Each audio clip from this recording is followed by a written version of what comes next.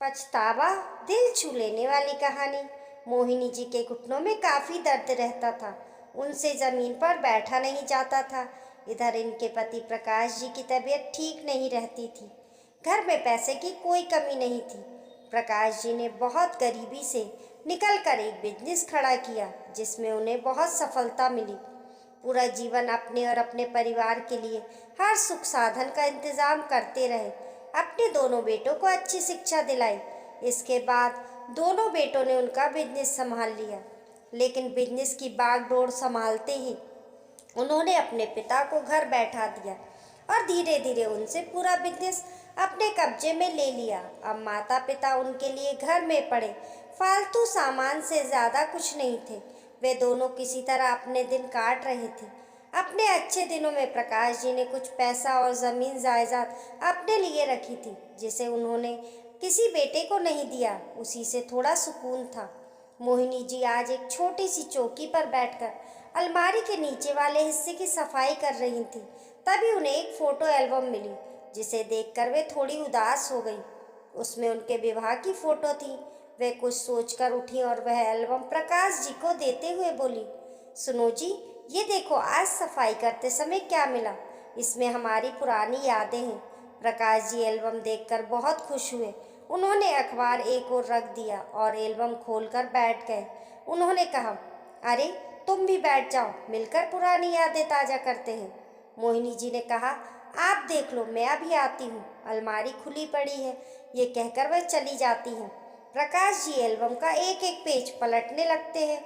हर page में उनकी शादी की फ़ोटो थी। हर फोटो को वो बहुत ध्यान से देख रहे थे।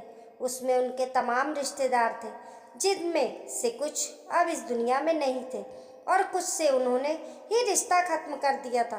प्रकाश जी के चेहरे पर उदासी छाने लगती है।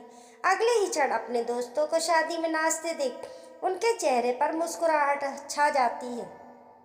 शादी की पूरी हुई एल्बम देखने के बाद पीछे के दो पेजों को देखते ही जैसे वे जम से गए। उनमें से एक पेज पर उनके परिवार की ब्लैक एंड वाइट कुछ पुरानी फोटो थी जिसमें उनके माता पिता, वो और उनकी छोटी बहन पिंकी थी। पिंकी की फोटो देखकर उनकी आंखों से आंसू बहने लगे। बचपन की वो यादें ताजा हो गई जिसमें वे पिंकी के साथ खेलते थे, साथ साथ स्कूल जाते थे। उसके बाद किस तरह पिताजी ने और उन्होंने मेहनत करके पैसा कमाया और पहले पिंकी की शादी की। पिंकी की शादी के कुछ ही दिन बाद पहले पिताजी फिर माँ दोनों इस दुनिया से चले गए। इधर प्रकाश जी पैसा कमाने में इतने बिजी हो गए कि वे अपनी बहन को तो भूल गए। प्रकाश जी बिलक बिलक कर रो रहे थे। मोहिनी जी ने देखा तो वे पूछ बैठी, अरे क्या हुआ, आप रो क्यों रहे हो, तबीयत तो ठीक है। प्रकाश जी ने कहा, मैं पैसे कमाने के चक्कर में अपनी बहन को भी भूल गया। आज कितने बरसों से वह हर साल मुझे राखी भेजती है लेकिन मैंने कभी उसकी राखी नहीं बांधी और उसके साथ एक चिट्ठी होती थी जिसे मैंने कभी नहीं पढ़ा, ना भी कभी जवाब दिया। मोहिनी जी ने कहा, हाँ, अपराध तो हमसे हुआ है, शायद आज उसी की सज़ा भी हमें मिल रही है। हमारे पास पैसा है, सब कुछ है, लेकिन फिर भी हम अकेले हैं। आज अपने ही बेटों के लिए हम गैर हो गए। हमें उनके बर्ताव से कितना बुरा लग रहा है। ऐसे ही पिंकी को हमारी नफरत का कितना बुरा लगा होगा, यह आज समझ आ रहा है।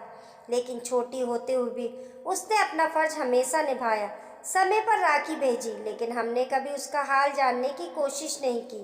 प्रकाश जी ने उसकी फ़ोटो पर हाथ फेरते हुए कहा, पैसे के घमंड में मैंने उसका कितना दिल दुखाया था। याद है मेरी शादी पर जो तोहफा लाई थी, वह भी मैंने वापस कर दिया कि इतना घटिया तोहफा हम नहीं ले सकते, जबकि मुझे पता था कि उसकी आर्थिक स्थिति सही नहीं है।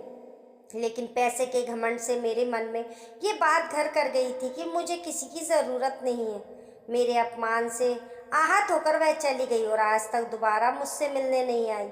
मोहिनी जी, मैं तो नई नहीं थी इसलिए आपकी बात काट नहीं सकी, लेकिन बुरा तो मुझे भी लगा था। इस घर में सबसे पहले उन्होंने ही मेरा स्वागत किया था। आपने तो कभी उनकी राखी नहीं बांधी, लेकिन मैंने उनकी हर राखी को संभाल कर रखा है। प्रकाश जी ने कहा, मोहिनी एक काम करो, रक्षाबंधन आने वाला है, इस बार हम दोनों पिंकी के घर चलते हैं, उसे सरप्राइज देते हैं। मेरी छोटी बहन मुझे ज़रूर माफ़ कर देगी।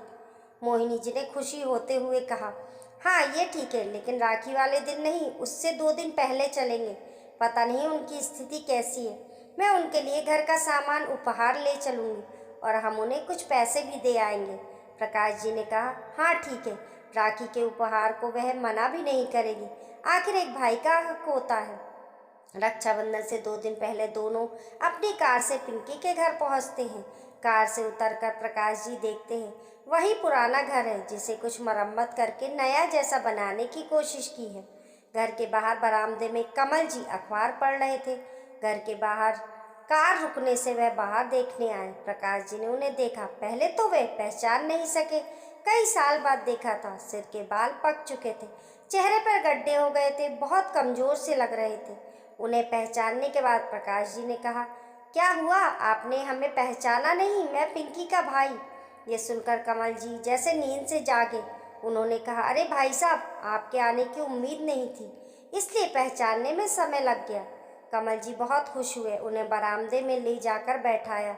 अपने बड़े लड़के को आवाज़ दी, बेटा नीरज, देखो तुम्हारे मामा जी आए हैं, पानी लेकर आओ। कुछ देर में नीरज 2 गिलास में पानी लेकर आया। मोहिनी और प्रकाश जी पानी पी रहे थे। प्रकाश जी की नज़रें पिंकी को ढूंढ रही थी। जब तक तो उसे खबर मिल गई होगी, वह हमसे मिलने क्यों नहीं आई? क्या अभी तक नाराज है? कुछ देर में चाय नाश्ता भी आ गया। अब प्रकाश जी के सब्र का बांध टूट गया। उन्होंने पूछ ही लिया, पिंकी कहाँ है? क्या कहीं बाहर गई है?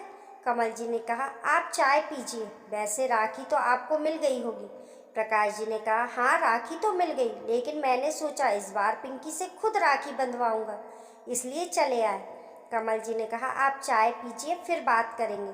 प्रकाश जी ने कहा, नहीं, पहले मैं पिंकी से मिलूंगा, मुझे उससे अपने बर्ताव के लिए माफ़ी मांगनी है, बाद में चाय पियेंगे।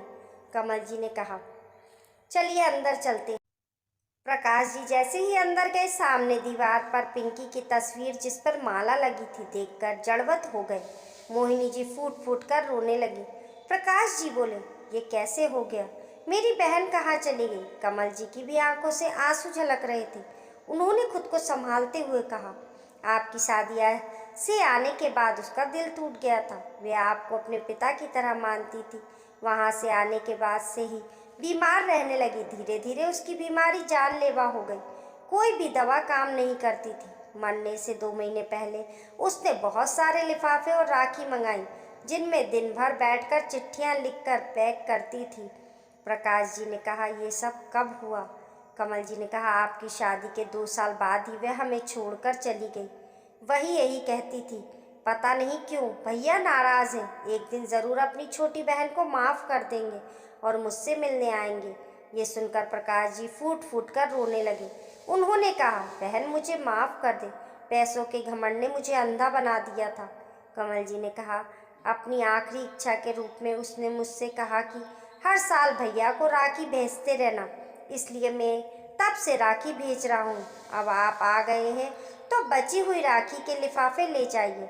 प्रकाश जी और मोहिनी जी का मन उचट गया था। दोनों उसी समय वहाँ से चले गए। पछतावे ने उनके पैरों को भारी कर दिया था। दोस्तों, आपको ये कहानी कैसी लगी कमेंट करके ज़रूर बताइए और पसंद आने पर लाइक और शेयर करें। ऐसी ही अच्छी अच्छी कहानियों के लिए चैनल को सब्सक्राइब करना ना भूलें। मिलते हैं फिर एक नई कहानी के साथ, तब तक के लिए नमस्कार।